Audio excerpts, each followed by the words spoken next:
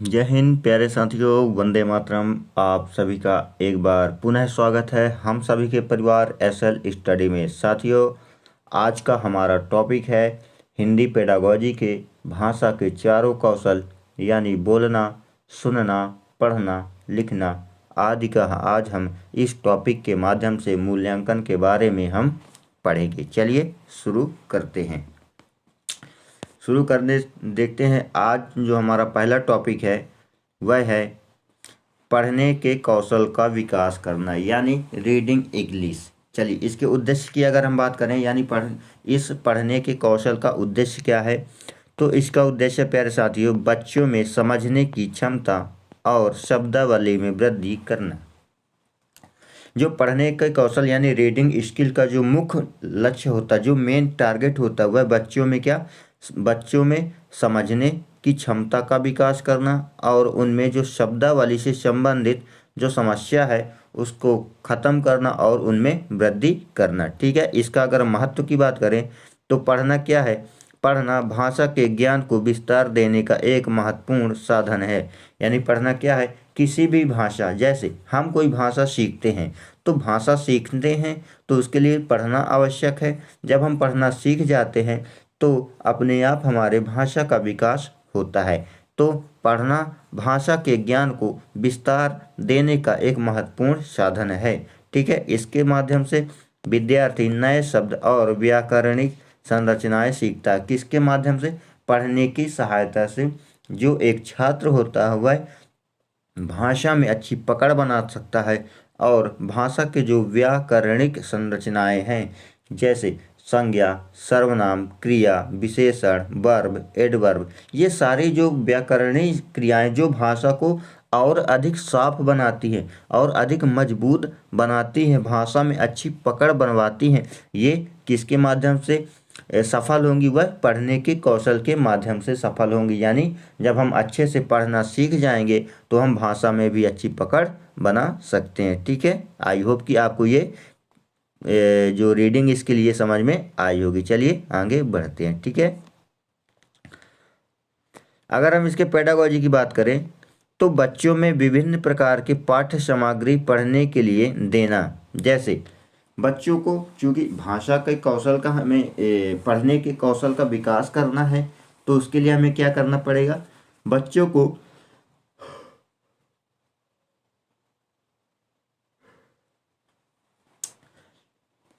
जो पढ़ने की कौशल में वृद्धि करने हेतु हमें पाठ्य सामग्री पढ़ने के लिए, जैसे कहानियाँ देना चाहिए, वो बच्चों को कहानियाँ पढ़ना चाहिए, सुनाना चाहिए, कविताएं, लेख आदि। पढ़ने के बाद समझ के स्तर को मापने के लिए प्रश्न पूछना, जोर से पढ़ने का अभ्यास करवाना ताकि उच्चारण और प्रवाह में सुधार हो सके। चलिए इसको अब हम अपनी भाषा में समझते हैं। ठीक है, जैसे मान लीजिए क्लास है, क्लास में हमें बच्चों को पढ़ने के लिए क्या विभिन्न प्रकार की पाठ्य सामग्रियाँ देनी चाहिए। पाठ्य सामग्री के अंतर्गत क्या आ सकती हैं? जैसे कहानियाँ हो गई, कविताएं हो गई, लेख हो गए, है ना। उनको पढ़ने के बाद उनके समझ के स्तर को मापने के लिए, जैसे उन्होंने उसको पढ़ा, कहानी पढ़ी, है ना, राणा प्रताप की, अकबर की, है ना, बीरबल की, इनकी कहानियाँ पढ़ी, कविताएं सुने तुलसीदास की, है ना, मैथिली शरण गुप्त की, सुमित्रा नंदन पंत की, महादेवी वर्मा की, है ना, इनकी क्या लेख भी लिखे। अब इन्हें तो बच्चों ने पढ़ा, पर बच्चों के पढ़ने का जो स्तर है उसको मापने के लिए हम उनसे क्या प्रश्न पूछेंगे कि आपको निम्नलिखित में से किस कवि के द्वारा लिखा गया कौन सी कहानी, है ना, कौन सी कहानी किस नाटककार के द्वारा। तो इस प्रकार हम उनसे पूछेंगे और उन्हें क्या है, जोर से पढ़ने का अभ्यास करवाएंगे। जैसे जोर से पढ़ने का अभ्यास हम इसलिए करवाएंगे ताकि बच्चों के अंदर क्या उच्चारण है, यानी और प्रवाह है में क्या हो सके, सुधार हो सके, यानी वह शब्द का अधिक से अधिक उच्चारण कर सके। यानी जैसे कुछ कौशल, जैसे ये व्यक्ति है, ठीक है,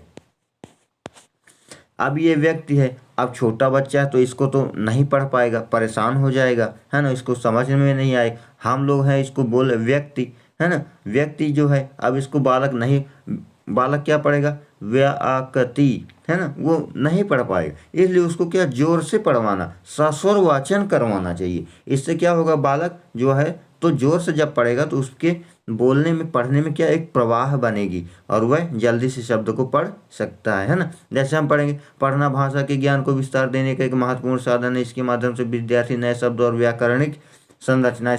तो ये क्या है, जब हम स्वर वाचन करेंगे तो हमारे जो पढ़ने की क्षमता में एक प्रवाह आएगा, एक धारा आएगी, जिसको हम अच्छा आसानी से समझ कर सकते हैं। ठीक है, मैं आशा करता हूँ आपको समझ में आ गया होगा। चलिए आगे बढ़ते हैं। ये हमने पढ़ा पढ़ने का कौशल। ठीक है, इसके विधियां कौन कौन सी हमने क्या पढ़ा, उद्देश्य पढ़ा, पाठ्य सामग्रियां पढ़ी, पेडागोजी पढ़ी। अब हम देखेंगे शिक्षण विधियां। तो जोर ये पठन जो पठन कौशल को यानी पढ़ने के कौशल को जो बढ़ाने की जो विधियां कैसे है, जोड़कर पढ़ना, जैसे ध्वनि और अक्षरों के संयोजन द्वारा शब्दों को पढ़ना व लिखना। तो ध्वनि और अक्षर कैसे, जैसे ध्वनि, अब यहाँ पे क्या लिखा, संयोजन। तो संयोजन क्या हो गया, एक ध्वनि हो गया, और ये सा यो ज न ये क्या है, अक्षर हो गया। तो इनको हम क्या जोड़ कर पढ़ेंगे, संयोजन। समझ के साथ पढ़ना, यानी किसी भी पाठ्य पुस्तक को हम पढ़ रहे हैं, कहानी, लेखन, कविता, तो उसको क्या हम समझ के पढ़ना चाहिए। जैसे रहीमन पानी राखिए, बिन पानी सब सून, मोती गए न उबरे, मोती मानस चून। तो हमने इसको समझ के पढ़ना कि रहीमन पानी राखिए, तो उनके द्वारा क्या कि पानी राखिए, बिन पानी सब सून, यानी पानी के बिना सब सून है। पानी गए ना उबरे, यानी अगर पानी एक बार नष्ट हो गया तो वह दोबारा नहीं हो सकता, है ना।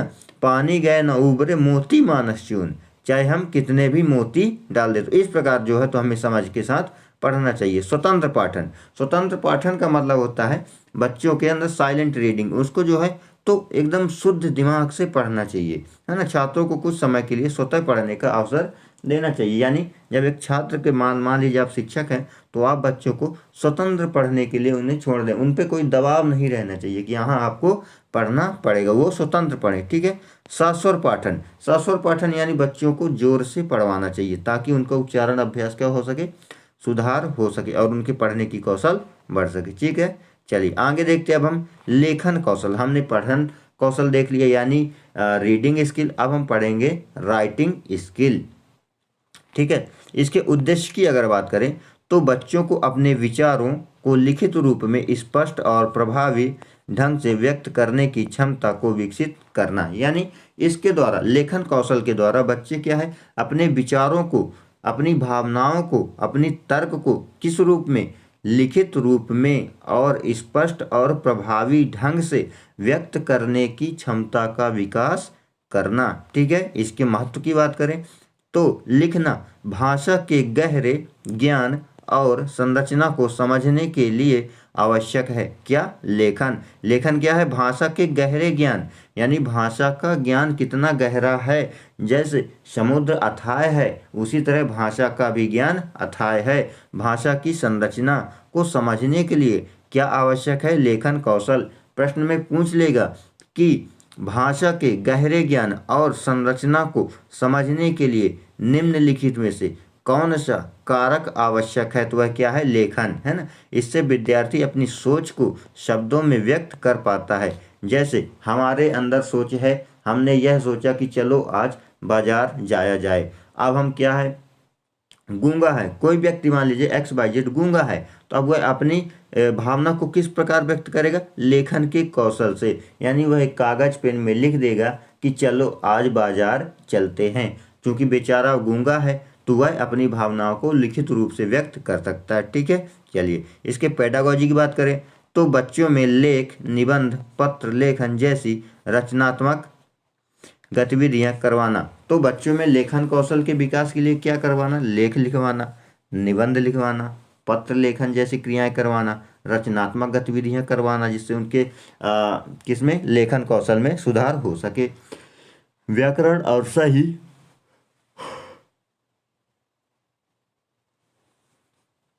बच्चों में व्याकरण और सही वाक्य रचना आधार पर ध्यान केंद्रित करवाना। यानी बच्चों में लेखन कौशल के लिए हमें क्या करवाना चाहिए, व्याकरण और व्याकरण का प्रयोग ज़्यादा से करवाना चाहिए, है ना।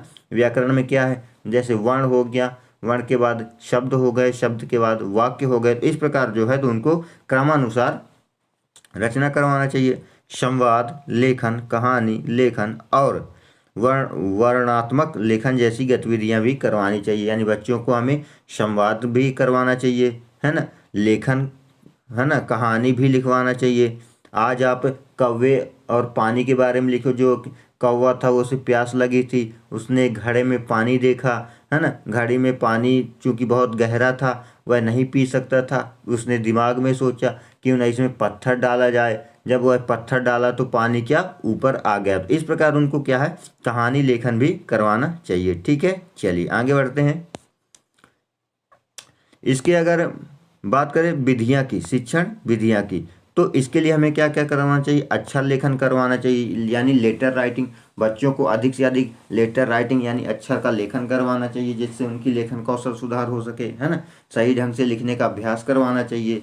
फिर क्या है, शब्द और वाक्य रचना का निर्माण यानी वर्ड एंड सेंटेंस कंस्ट्रक्शन, है ना। बच्चों में से नए शब्दों और वाक्यों का निर्माण करवाना चाहिए, यानी बच्चों को पहले सरल लेखन करवाना चाहिए। उसके बाद जो है जैसे कठिन शब्द हो गए, आत्मनिर्माण, है ना, आत्मनिर्भरता, है ना, आत्मसंरक्षण, ये क्या है, ये कठिन शब्द हैं। व्यक्ति, परमार्जित, ये क्या है, ये कठिन शब्द, इनको भी जो है तो निर्माण करवाना चाहिए। फिर क्या है, रचना लेखन यानी क्रिएटिव राइटिंग। छात्रों को क्या है, छोटे छोटे निबंध, कविताएं या कहानियां लिखने के लिए प्रेरित करना चाहिए। क्या करना चाहिए, बच्चों को छोटे छोटे निबंध, जैसे जल के बारे में आप 5 निबंध लिखिए, 5 टॉपिक, या है ना, आप प्रदूषण के बारे में 5 टॉपिक लिखिए। आप किसी छात्र को बोल देंगे आप मृदा प्रदूषण के बारे में। तो इस प्रकार बच्चों में क्या है, कहानियां या कविताएं या छोटे छोटे निबंधों को भी लिखवाना चाहिए। चित्र के आधार पर लेखन, चित्र के आधार पर लेखन मतलब जैसे आपको जो है तो पहले बच्चों के सामने चित्र टंगवा दिखाना चाहिए कि आप ये चित्र देखिए, और चित्र देखकर जो है तो इसका पूरा विस्तार लिखिए। जैसे कौवे और उसके खरगोश और कछुए की दौड़, अब उसको चित्र में आप उसको दिखा दीजिए। आप चित्र के माध्यम से उसको बताइए कि आप ये चित्र देखिए, और चित्र के माध्यम से इसको लिखिए कि खरगोश और कछुए में बोलते हैं कौन पहले जीतेगा, है ना। तो इस प्रकार जो है तो आप उनमें एक लेखन कौशल का विकास कर सकते हैं। चलिए आगे बढ़ते हैं। आगे हम देखेंगे एकीकृत दृष्टिकोण यानी इंटरग्रेट अप्रोच। चलिए इसको देख लेते हैं कि भाषा कौशलों में एक दूसरे से अलग करके सिखाने के बजाय एकीकृत रूप से सिखाने का प्रयास किया जाना चाहिए। जैसे बच्चों में क्या होता है कि शिक्षकों के द्वारा पठन कौशल एक फिर सिखाया जाता, फिर लेखन कौशल सिखाया जाता है। तो ऐसा नहीं करना चाहिए। शिक्षकों को क्या करना चाहिए कि बच्चों को लेखन और पठन कौशल के विकास के लिए उनको एकीकृत यानी एकजुट होकर एक समान रूप से सिखाना चाहिए। उदाहरण के लिए अगर हम समझें तो एक कहानी पढ़ने के बाद उस चर्चा को बोलना, उसके सवालों का उत्तर सुनना और फिर उसका सार लिखवाना चाहिए। जैसे मान लीजिए एक शिक्षक है, उन्होंने क्या किया, एक कहानी को बच्चों के सामने सुनाया, तो वह क्या हो गया, सुनाना वाला, ठीक है, सुनना। और उसको फिर क्या बच्चों से क्या पूछना चाहिए, उनसे उच्चारण करवाना चाहिए कि आप जिस तरह मैं कहानी बोलता हूँ आप भी उस तरह बोले। और फिर उसके बाद अंत में उनका सार जो है तो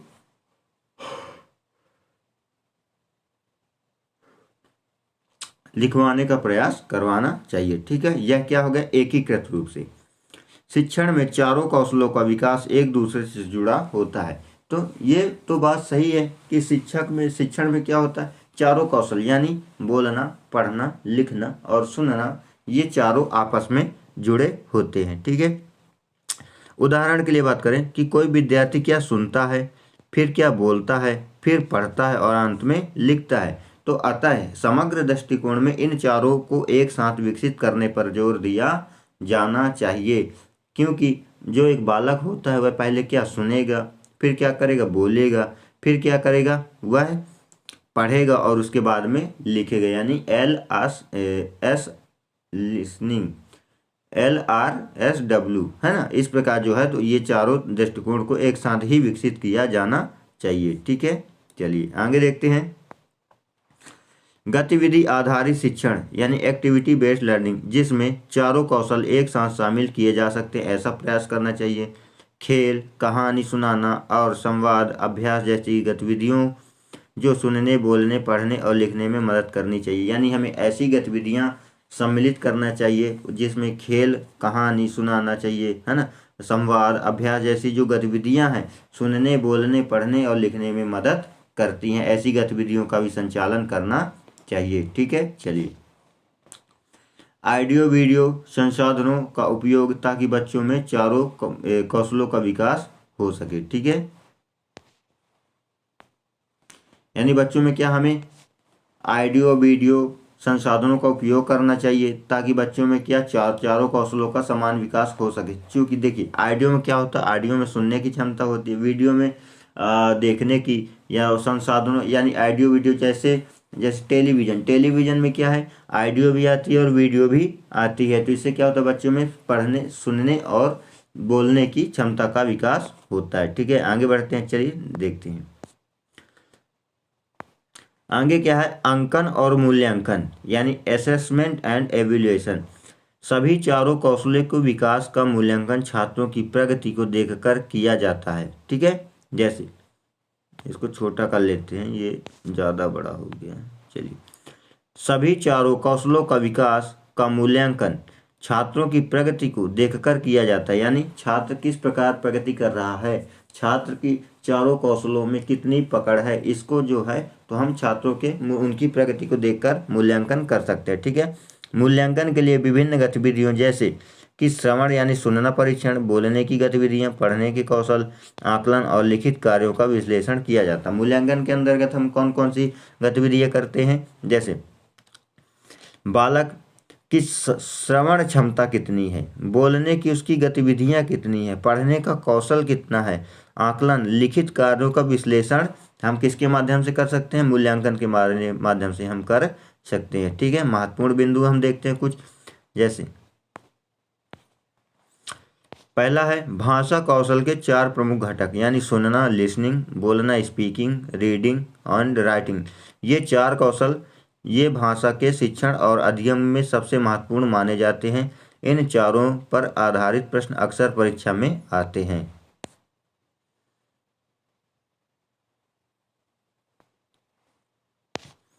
दूसरा है भाषा अधिगम के चरण। प्रारंभिक स्तर पर बच्चे सुनने और बोलने से भाषा सीखते हैं। जैसे जैसे बच्चे बड़े होते हैं वे पढ़ने और लिखने में की ओर बढ़ते हैं। तो भाषा अधिगम के जो प्रारंभिक चरण है, इसमें क्या बच्चा पहले सुनता है फिर बोलने का प्रयास करता है, इसी माध्यम से जो है भाषा सीखता है। जैसे जैसे बच्चा क्या होता है, बड़ा होता जाता है, वह पढ़ने और लिखने में निपुणता आती रहती है। ठीक है, सुनने और बोलने के कौशल प्राकृतिक प्रक्रिया से विकसित होते हैं, जबकि पढ़ने और लिखने के कौशल औपचारिक शिक्षण के माध्यम से होते हैं। जैसे सुनना और बोलना, ये कौशल क्या है, यह एक प्राकृतिक प्रक्रिया है, और पढ़ना और लिखना ये क्या है, यह एक औपचारिक शिक्षण के माध्यम से इसको विकसित किया जा सकता है। क्योंकि यह भी एक प्राकृतिक है, लेकिन इसको जो है औपचारिक रूप से विकसित किया जा सकता है। ठीक है, चलिए आगे बढ़ते हैं।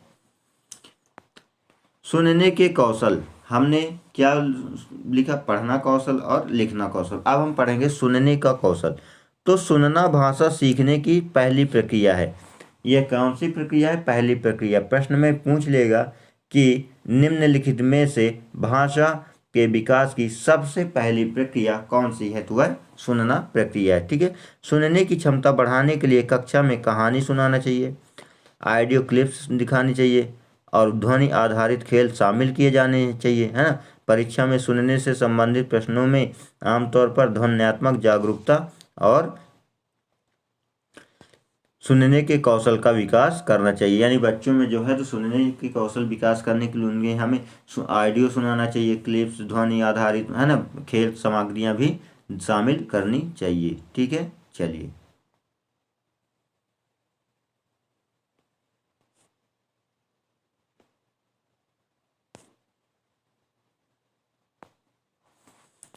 फिर क्या, बोलने का कौशल। यानी हमें बच्चों में बोलने के कौशल को किस प्रकार विकास करना चाहिए। क्योंकि बोलना भाषा की एक प्राथमिक अभिव्यक्ति है। बोलना क्या है, बोलना एक भाषा की प्राथमिक अभिव्यक्ति है। बच्चों को सटीक और प्रभावी बोलने के लिए प्रोत्साहित करना महत्वपूर्ण है। यानी बच्चों को जो है तो प्रभावी ढंग से बोलना सिखाना चाहिए ताकि वह अपनी बातों को वह आसानी से बोल सके। ठीक है। परीक्षा में बोलने के कौशल से संबंधित प्रश्न भाषाई विकास, उच्चारण और संवादात्मक गतिविधियां आधारित होती है। इससे बोलने से संबंधित परीक्षा में क्या होता है, भाषाई विकास है ना, बोल भाषा का उच्चारण, संवादात्मक गतिविधियों पर आधारित होती है।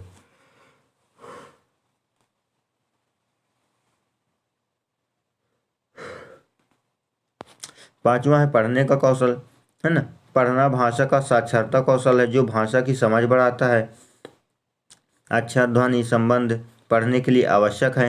पढ़ने के लिए समझ आधारित पढ़ाई महत्वपूर्ण है। यानी जो भाषा क्या है, साक्षरता कौशल है ना, जो भाषा की समझ को बढ़ाता है। अक्षर, ध्वनि है ना में क्या संबंध है, इसको भी पढ़ने के लिए आवश्यक है। पढ़ने के लिए समझ आधारित पढ़ाई भी महत्वपूर्ण होती है। ठीक है। लेखन कौशल है ना, लिखना क्या है, व्याकरणिक समझ और विचार अभिव्यक्ति को व्यक्त करता है। इसमें हस्तलेखन, शब्दों का चयन और वाक्य संरचना भी प्रमुख होती है। ठीक है।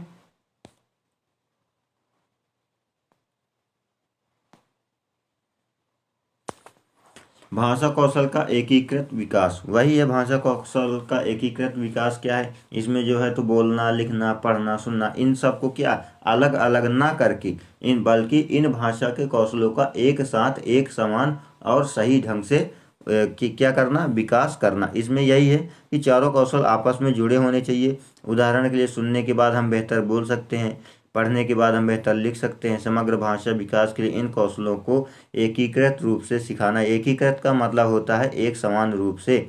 भाषा अधिगम में त्रुटि यानी जो गलतियां हैं उनको, प्रारंभिक भाषा अधिगम में त्रुटियां स्वाभाविक होती हैं क्योंकि जो पहली गलती, देखिए गलती करना व्यक्ति का स्वभाव है, तो इस प्रकार को है। तो पहले तो त्रुटियां हो सकती है लेकिन जैसे जैसे अभ्यास बढ़ता जाएगा भाषा के कौशल में, उसी प्रकार निखार होता जाएगा। ठीक है। चलिए अब हम बात करेंगे कुछ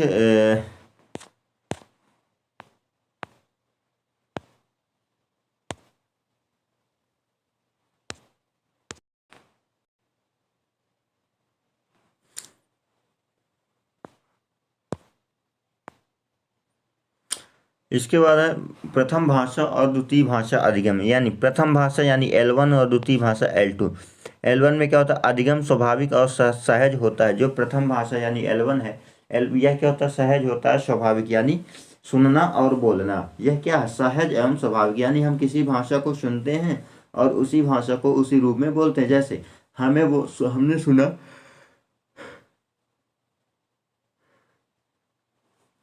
कि यह एक आम है, ये हमने क्या सुना, फिर हम उसी सुनने को क्या, उसी शब्द को क्या बोलेंगे कि यह एक आम है। यह एक L1 है, यह सहज भाषा स्वाभाविक होता है। और द्वितीय भाषा क्या होता है, यानी इसमें थोड़ी कठिनाई होती है, इसलिए इसमें अधिक ध्यान और विशेष पद्धतियों की आवश्यकता होती है। जैसे हमने क्या देखा कि लिखना और पढ़ना, तो हमने यहाँ पे लिखा है यह एक आम है। ठीक है, आम, यह एक आम है। ठीक है। अब इसको हमने क्या पढ़ा, अब पढ़ने के बाद इसको अब हम लिखेंगे कि यह एक आम। यह क्या होता है, यह थोड़ी कठिनाई का स्तर होता है, कठिनाई होती है, इसलिए इसमें हमें ज़्यादा ध्यान देना चाहिए। ठीक है। चलिए, आई होप कि आपको वीडियो समझ में आई होगी, पूरा कॉन्सेप्ट क्लियर हो गया होगा। फिर मिलेंगे एक नए वीडियो के साथ, तब तक के लिए जय हिंद, जय भारत।